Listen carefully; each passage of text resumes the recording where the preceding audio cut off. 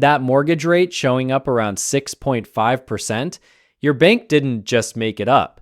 And the Federal Reserve didn't directly set it either.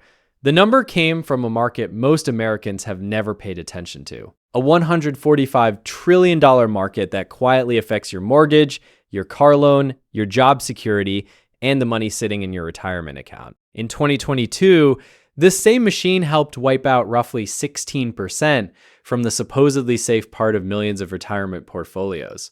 And the strange thing is, a lot of people own bonds without really knowing what they own. So by the end of this, you'll understand how bonds actually work and what movements in this market can cost you in real dollars.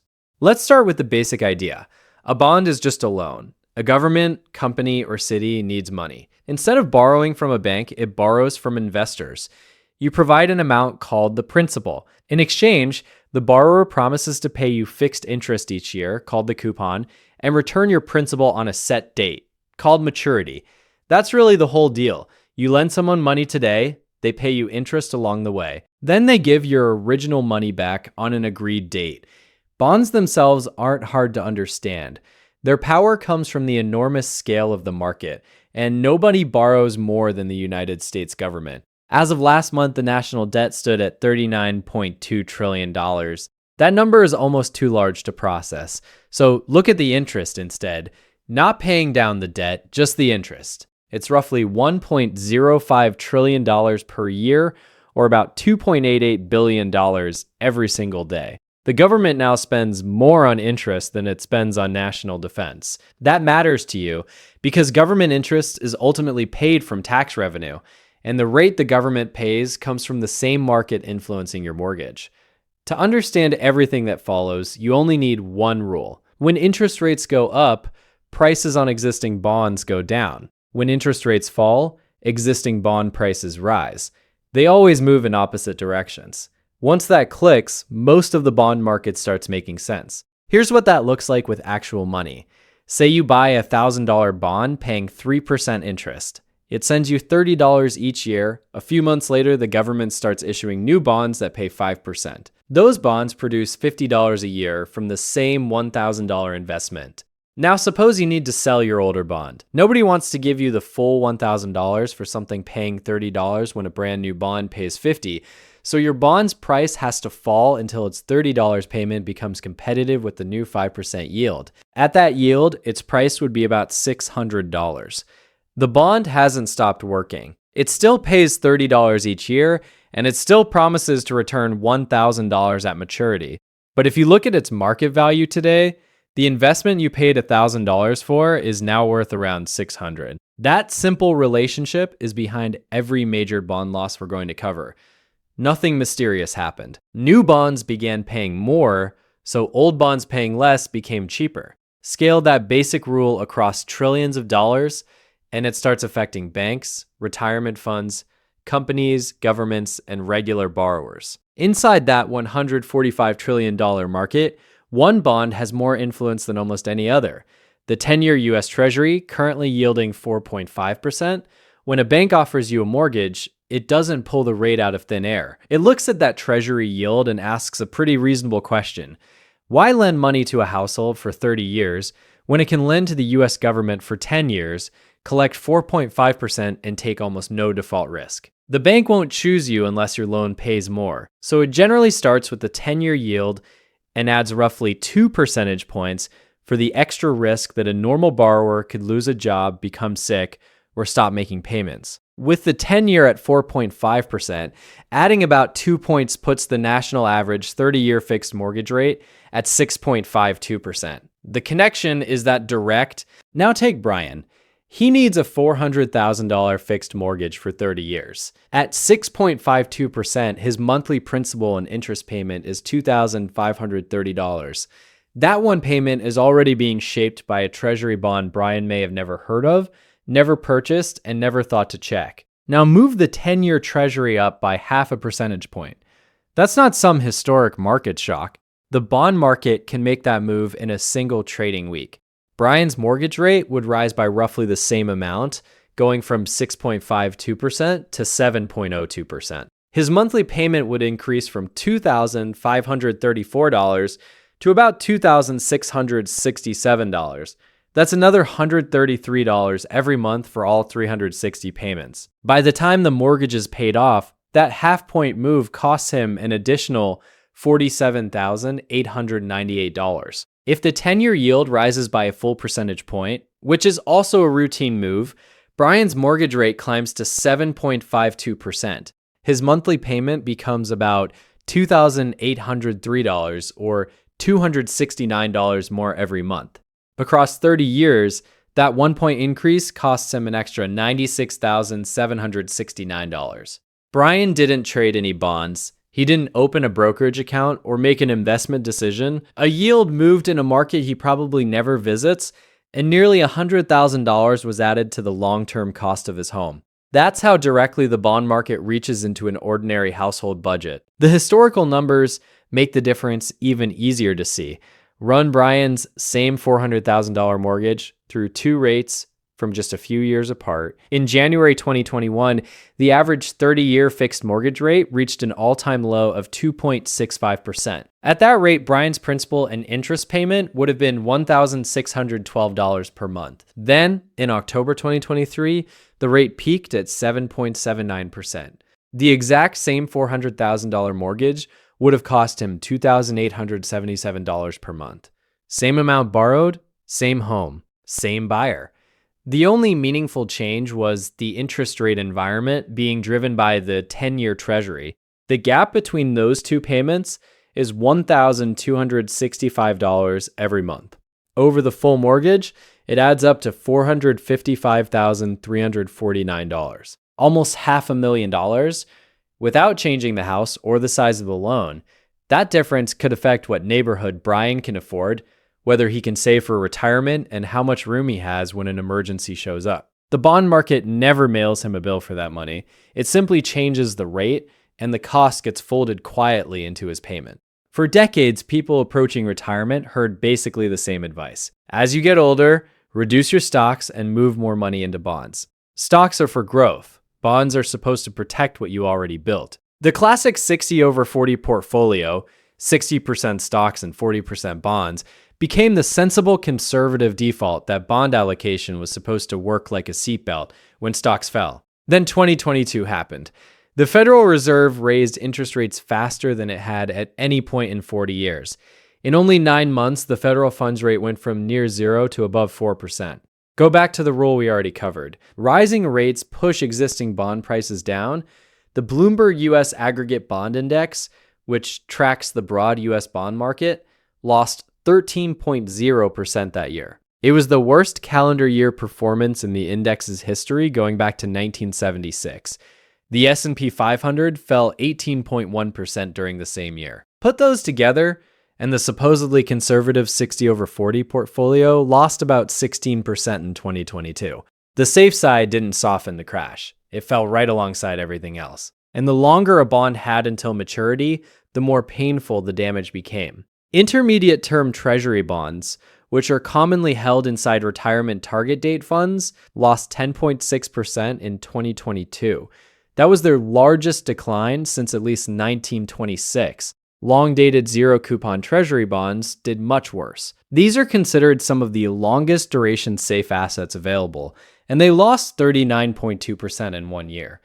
A Santa Clara University analysis of historical returns put that result into perspective. It found that 2022 was the worst year for long-duration U.S. bonds, going all the way back to 1754. Not 1954. It was 1754. The United States wasn't even a country yet. There were still 13 colonies, and what would eventually become the safe portion of American retirement portfolios was experiencing its worst year in 268 years. The reason some bond funds lost far more than others comes down to one number: duration. It appears on every bond fund's fact sheet, although plenty of investors have never checked it. Duration gives you a rough estimate of how much a fund could lose when interest rates rise by 1 percentage point. Say a retiree has $500,000 in a bond fund she believes is safe. If that fund has a duration of 6, which is common for a broad bond index fund, a 1 percentage point rise in rates could cost her roughly $30,000. Now put the same $500,000 in a long-dated Treasury fund with a duration of 17. The exact same rate increase could cost her about $85,000. Same retiree, same amount invested, same 1-point move in interest rates. But the difference in losses is $55,000, all because of duration. Most investors holding bond funds couldn't tell you their fund's duration if you asked. They were told bonds were the safe part of the portfolio, so they didn't think they needed to look any deeper. But duration can be the difference between a manageable decline and a major financial hit. The word sounds technical, but the idea is simple. The higher the duration, the more sensitive the fund is to interest rate changes. If you own a bond fund, that number tells you how violently its price may react when rates move. Ignoring it doesn't remove the risk. It only means the loss arrives as a surprise. There's another detail that caught millions of retirees off guard in 2022. Owning an individual bond isn't the same as owning a bond fund. If you purchase one bond and hold it until maturity, the market price can fall along the way without changing the final outcome. You continue receiving every scheduled coupon payment, and when the bond matures, you get your principal back. As long as the borrower pays as promised and you don't need to sell early, those temporary price changes can be ignored. A bond fund works differently because a bond fund never reaches one final maturity date. It holds a constantly changing basket of bonds, and the entire basket is repriced every trading day. When rates rise, the lower market values appear directly on your account statement. You can't simply point to one date when the whole fund matures and your original principal automatically returns. That's why the losses from 2022 were real. They didn't disappear when the calendar flipped to the next year. Investors who thought they owned something that would quietly mature at face value actually owned a portfolio whose price could keep moving every day. US government bonds are treated as some of the safest debt in the world because the federal government can create dollars to repay debt issued in dollars. A company can't do that. Companies can run out of cash, miss payments, or go bankrupt. So when a company sells bonds, investors demand a higher yield than they would accept from the government. They need to be paid for taking that extra risk. The gap between the yield on safe government debt and the yield on riskier corporate debt is called the high yield spread. When that spread stays narrow, investors are generally calm. They don't expect many companies to run into serious trouble. When it starts widening, the bond market is warning that stress is building. Investors may be expecting more defaults, layoffs, or missed payments. That makes the high yield spread one of the clearest public signals of corporate stress, and it often moves before the usual economic reports catch up. Employment data and company results describe conditions after information has been collected. Bond investors are constantly repricing what they believe could happen next. When fear hits the market, the process often runs in reverse. Investors expecting a recession or reacting to a war, banking crisis, or credit downgrade may sell stocks and corporate bonds, then move money into US Treasuries. That rush is known as a flight to quality. Treasury prices rise as demand increases, which pushes Treasury yields down, sometimes in a matter of hours.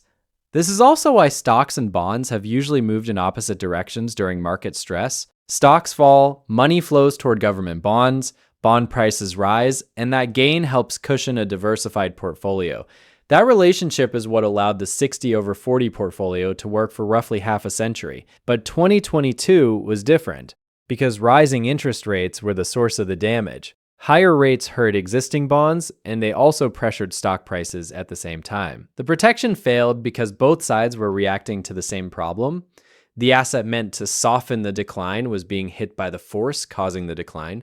So stocks dropped, bonds dropped, and investors who believed the two would always balance each other discovered that the relationship depends heavily on why the market is falling. Bond yields also shape how investors decide what stocks are worth. A government bond offers a guaranteed yield.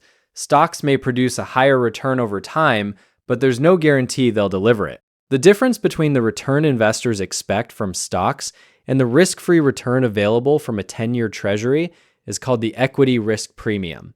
Right now, the 10-year treasury pays 4.5%. If an investor expects stocks to return 7% per year over the long run, the equity risk premium is roughly 2.5 percentage points. That 2.5% is the extra reward the investor expects for accepting the uncertainty of stocks instead of simply holding government bonds.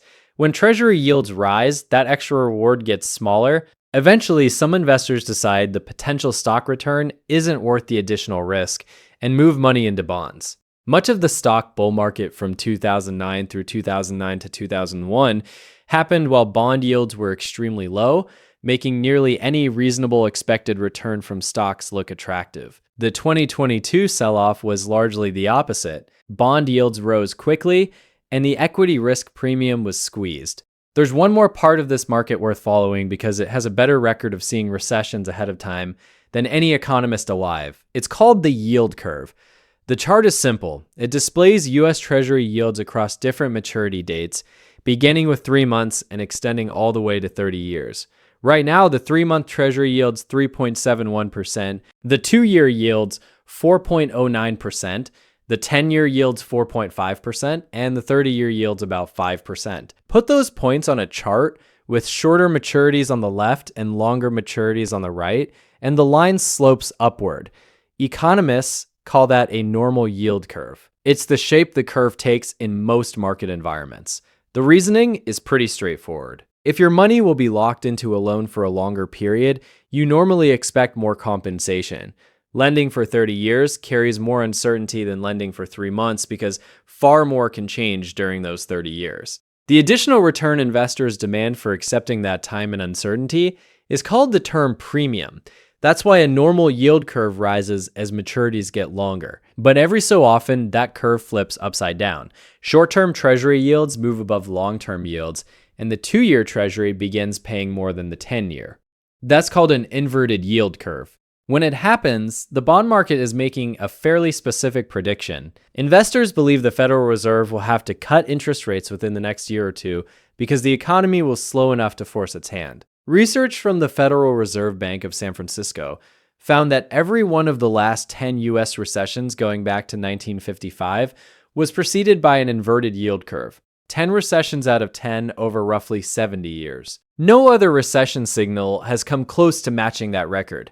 An inversion doesn't tell you the exact day recession will begin, and it doesn't mean the economy stops immediately. It tells you what the bond market expects farther down the road. Most of the time, this market communicates through small changes that barely make the news. But when short-term bonds begin paying more than long-term bonds, it's making one of the clearest and loudest predictions available in finance. The bond market isn't only giving signals about the economy. It also shows how much income people may be leaving on the table with ordinary cash. The FDIC reports that the national average savings account pays just 0.38%, which is close to what customers receive at many of America's largest banks. Meanwhile, a 3-month US Treasury bill currently yields 3.71%, and some of the best high-yield savings accounts pay around 4.20%. All three choices are essentially as safe as money held in a bank. Treasury bills are backed by the US Treasury.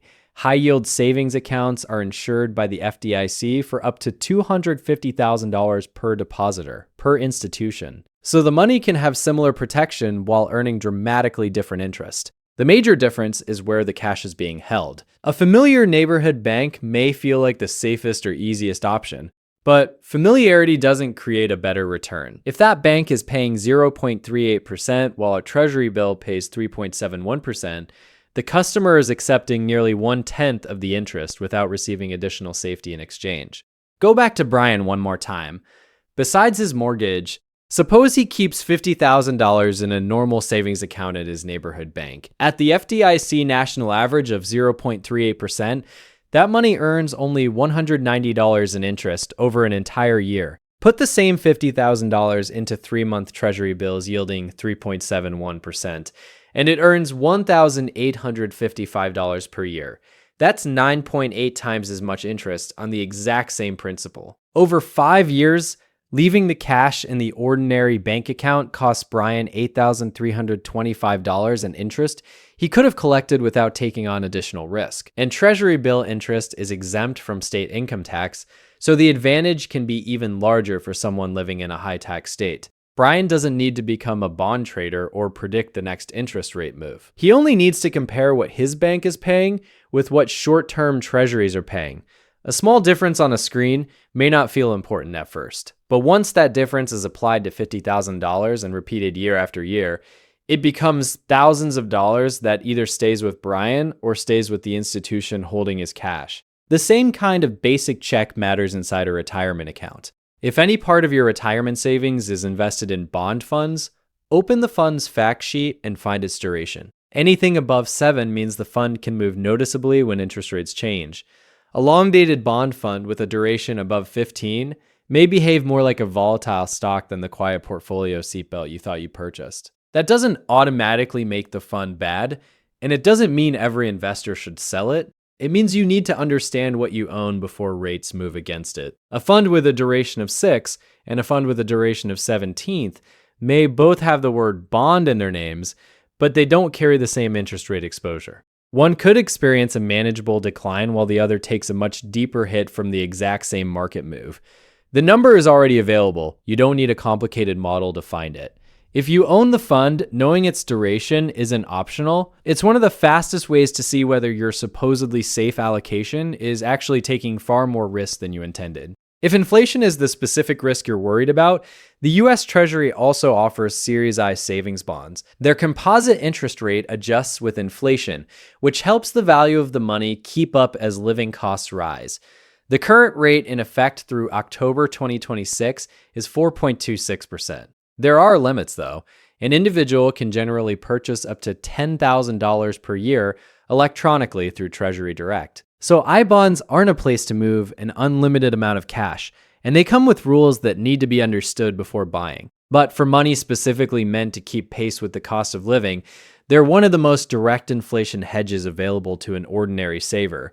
The larger point is that the bond market isn't one single investment. A 3-month Treasury bill, a long-duration Treasury fund, a corporate bond, and an I-bond can react very differently, even though all of them are called bonds. The right choice depends on what the money needs to do, when you may need it, and which risk you're actually trying to reduce. Checking the 10-year Treasury yield takes about 5 seconds. When it climbs, mortgage rates, car loan rates, and corporate borrowing costs usually climb with it. When it drops sharply, the bond market is often preparing for an economic slowdown or some kind of financial stress. It's about as close as the economy gets to having a check engine light. Now, when that light changes, you know what it's trying to say. The bond market isn't just a place where wealthy investors move money around. It's the machinery working behind your mortgage payment, the interest on your savings, the value of your retirement account, and the job market your employer has to operate in. Nearly every dollar in your financial life is affected by it in some way. The people who understand this market aren't automatically smarter than everyone else. They simply stopped dismissing bonds as boring and learned what the numbers mean. If this helps connect those numbers to your own money, subscribe to Kyle Invests. We'll keep working through the math and showing what the financial markets actually mean for your everyday life.